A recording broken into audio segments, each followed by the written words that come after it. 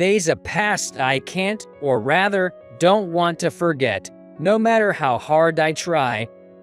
It feels like a dream now, but it was undeniably real.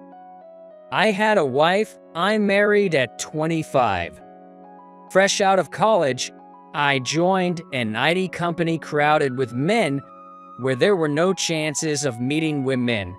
It all started when a friend introduced me to her. Her name is Emily. Emily, with her kind and gentle nature, was the polar opposite of my reckless and headstrong personality, which is probably why we were drawn to each other, dated, and got married 2 years after my proposal. Emily worked at a pet store with shifting schedules, so our rhythms didn't align with my weekends off. However, we managed to get along well by sharing household chores. But after about 3 years, our relationship gradually began to sour. In my late 20s, I've increasingly been entrusted with more responsible positions as I've gained experience. While it was a joyous occasion, I think it took a significant mental and physical toll on me. From the beginning of our marriage, Emily was in charge of preparing meals and cleaning around the kitchen, living room, hallway, and entrance. I was assigned to clean the non-kitchen water areas and to get the bath ready. For everything else, whoever noticed it first would take care of it. Of course, there were days when either of us couldn't manage, so we were flexible in our thinking. But at this time, there were fewer days when I could handle my share of the household chores. Then, one day, when I got home from work on the last train, Emily had just come back and was spreading out store-bought side dishes on the table. "Is that dinner for tonight?" When I said that, Emily replied with a tired and apologetic face, "Yeah, sorry. I got off late today and was tired, so I picked it up from the supermarket nearby." She then warmed up my portion of the side dishes in the microwave, transferred them to a plate, and handed it to me. I had store-bought side dishes for lunch, and I really wanted to eat a decent meal tonight. Since I was thinking about this, I wasn't listening to Emily talking at all. And then, "Could you please heat up the bath?" I interrupted Emily and said that. What? Emily's eyes widened, and she seemed a bit shocked and froze for a moment. "I'm supposed to heat the bath?" So I guess her reaction is understandable. That's what I thought at the time. I'm tired from working so many days in a row, so please. Emily then reluctantly agreed and went to heat the bath for me. This kind of days was being continued for days. I didn't know anything about the busy season at the pet shop, but Emily seemed to be working much later than usual, and she stopped making proper dinners. After about 2 weeks of this, I couldn't hold back any longer. "Lately, you've been lazy too much, haven't you?" I could come home earlier than usual, around 10 p.m., but she was lying on the couch and hadn't prepared any dinner. I'm sorry. I picked up some takeout from the convenience store for dinner tonight. Emily seemed apologetic, but I couldn't stand this anymore. "I'm just as busy as you are, but that doesn't mean we can just skip the things we need to do, right? We need to survive, don't we? Let's get it together." Even when I said that, all Emily would say was, "I'm sorry," and after that, she hardly ever cooked any meals for us. I started to get increasingly irritated with Emily. Since I became busier, our life had been reduced to me coming home, having dinner, taking a bath, and then going straight to bed. We hardly spoke, but by that time, I didn't even want to talk to her anymore. Welcome home. Listen. Emily tried to reconcile several times by starting conversations like that, but I just kept avoiding her, saying, "I'm tired." 2 months passed like this. It's ridiculous for a married couple living together to avoid each other like this. I knew that, but in hindsight, maybe I was venting my work stress on Emily. That's why I got my comeuppance. One rainy summer day, when I got home around 11 p.m., Emily was not at home. Maybe she's not back from work yet. Thinking that, I didn't bother to look for Emily and just collapsed into bed and fell asleep. And it wasn't until the next morning that I noticed the odd feeling. It was after the room was lit up by the sunlight. Somehow, the room seemed unusually tidy.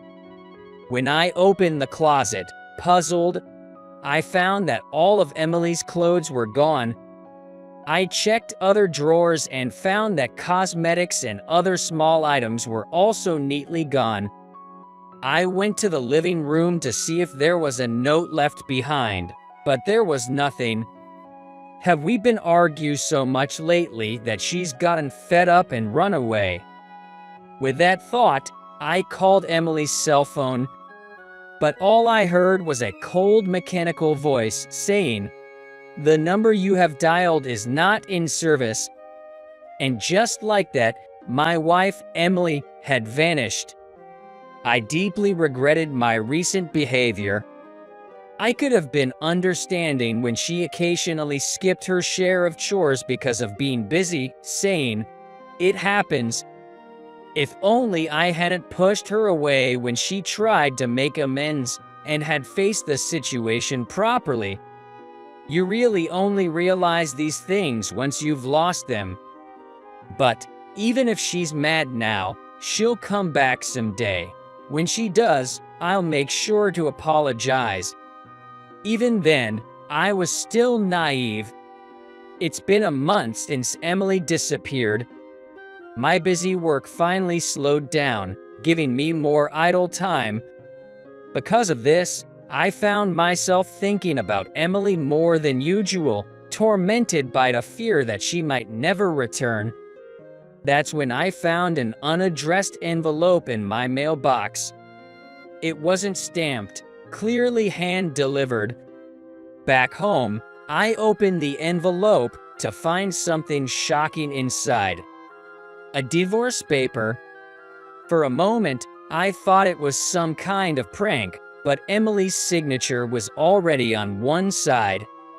It was unmistakably her handwriting. I searched the envelope for anything else, but there was nothing. Why, how come? My behavior must have hurt Emily so much that she wanted a divorce. But I wish she had told me face to face. The idea that everything could end with just a piece of paper without even communicating was unbearable.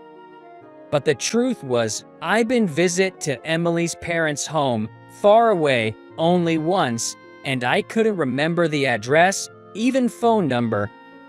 Considering she delivered the letter herself to avoid any tracing from postmarks, it was clear Emily didn't want to see me. It pained me to think that I had hurt the person I once loved so deeply that she'd go to such lengths to avoid me. Despite everything, I had no way to persuade her otherwise. Months passed, and I couldn't bring myself to sign the divorce paper, but Emily didn't return even on our 5th wedding anniversary. Respecting Emily's wishes, I signed the divorce paper and submitted it. I never thought I'd be back at the place where we submitted our marriage certificate, laughing together just 5 years later. Tears naturally began to flow from my eyes. 3 years have passed since then. I couldn't give up on seeing Emily again, and I told mutual friends to let me know if they heard anything. Then, a friend of a friend living in Chicago told me they saw Emily. maybe Emily doesn't want to see my face anymore. Even so, I needed to see her and hear her true feelings to move on. And I desperately wanted to apologize. If she found it bothersome, I'd leave right away. With that decision, I headed to Chicago. But Chicago is crowded, and finding her wouldn't be easy. I roamed around the station where my friend's friend had seen her all day. This is almost like stalking. Suddenly, I came to my senses and felt a weak urge to head back home. Just then, a familiar face passed by. They didn't seem to notice me, but it was definitely Emily. I couldn't have mistaken her. Seeing Emily for the first time in 3 years, I felt tears welling up, but I held back since I was in a crowd. She seemed to be looking for someone, glancing around. And there, with a joyful expression upon finding what she was looking for, was Emily's mother and a little boy shouting, "Mommy." The boy, hugging Emily, said with a big smile, "Grandma bought me a toy." Isn't that nice? Did you say thank you? Emily lifted the boy with a gentle maternal face I didn't recognize. Emily, she's remarried. For 3 years, I'd harbored a selfish hope to apologize to Emily and perhaps start over. I never imagined she'd have remarried and moved on with her life. If that's the case, meeting her would be pointless. I'd only bring up unpleasant memories during her happy times. I have no place in her life. When we were together, I can't even recall the last time I saw her smile. If she's happy now, that's all that should matter. But I wish I could have been the reason for her smile. No matter how much I regret my past mistakes, I can't turn back time. I could barely hold back my tears, so I turned my back on Emily and her family and rushed towards the station's restroom. That's when I heard it. "May I have a moment?" Called from behind. I turned around to find Emily's mother standing there. But Emily and the boy were nowhere to be seen, which left me feeling a mix of relief and disappointment. "Mr. Johnson, that's you, isn't it?" Emily's mother seemed to remember me and asked, "It's been a while." She nodded and said she wanted to talk, so we headed to a nearby cafe. As soon as we sat down, Emily's mother apologized. "I'm sorry for what my daughter did 3 years ago. No, it was me who made Emily go through hard times. I'm the one who should apologize." I really wanted to ask why Emily just vanished without saying a word, how she's living now.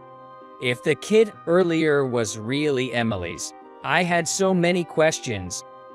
But it felt like prying, so somehow I just couldn't ask. Then Emily's mom asked me, "What brings you here today?" But I couldn't answer right away. I thought it'd creep her out, me chasing after her to Chicago, even though we split up 3 years ago. But if I wanted to see Emily, maybe I should just be honest. Again, I found myself in a dilemma. Then, from Emily's mom again, "Did you by any chance come to see Emily?" she kindly asked. Finally, I replied, "Yes, that's right. I wanted to see her again, to talk, to apologize." What Emily's mom said next was astonishing. "Please meet with Emily." What? I was sure I'd be rejected, assuming she'd moved on. "But I think it's necessary for both of you to move forward." Her words were both relieving and painful. It was as if she was saying she wanted her daughter to settle the past and find happiness in her new life. In the end, Emily's mom said she'd relayed a message and we arranged to meet at this cafe the next day at 2 p.m. I was happy to see Emily, whom I'd missed so much. But the thought that this might be our last meeting made me feel somewhat sad. The next day, as I waited at the agreed spot, Emily showed up. It's been a while. Emily said without looking at me as she took her seat. Maybe she didn't want to see me anymore after all. That thought crossed my mind, but I was well aware of it since she brought up the divorce. I decided to express my feelings without any regrets. Thanks for coming today. Ever since the divorce, no, since you left, I've been filled with regret. I convinced myself that I was the only one hurting and never tried to understand how you felt. I think that just made things harder for you. I'm truly, truly sorry. I've wanted to apologize for so long, I said, bowing my head. What? Look at me. I'm the one who should apologize for leaving without saying anything. I didn't have the courage to face things. Emily shared her feelings from that time. We were both busy with work, and I knew we were drifting apart. I guess I was only thinking about myself too. I thought Emily would be much angrier, so her calmness took me by surprise. But that's because all of this is in the past now. In Emily's mind, it was a closed chapter. When I realized I was the only one who found this reunion meaningful. Back then, I wasn't feeling well. That was news to me. I mentioned it a few times, but you seemed so busy that you probably don't remember. True to Emily's words, I didn't recall at all. So, I couldn't even prepare meals properly. And I started to feel down, worried you'd get fed up with me. Hearing this, I remembered how Emily was always lying down, unable to cook every day. I'm sorry for not noticing. Are you okay now? Was it an illness? I was so overwhelmed by work stress that I didn't even notice Emily's poor health. I was truly the worst husband. That's probably why she divorced me. It wasn't an illness. I was pregnant. Her words reached my ears, but it took a while for my brain to process them. What? That was all I could muster, sounding rather foolish. It's your child, Emily said as a single tear escaped her eye. What? I couldn't hide my surprise, and Emily continued talking through her tears. I felt something was off.